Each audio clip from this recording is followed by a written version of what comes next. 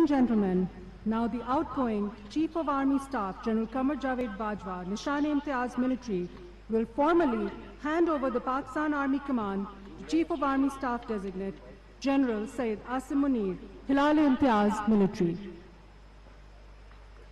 ख़वातीन व हज़रात, जनरल कमर जावेद बाजवा ने पाक फौज की कमान बाज़ाब्ता तौर पर chief of army staff general Syed Asim Munir Hilal-e-Imtiaz military को सौंप दी।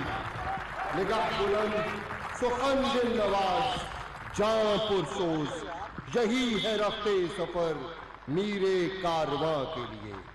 जनरल सैयद आसिम मुनीर हिलाल-ए-इम्तियाज मिलिट्री पाकिस्तान की बर्री फौज के 17वें चीफ ऑफ आर्मी स्टाफ हैं।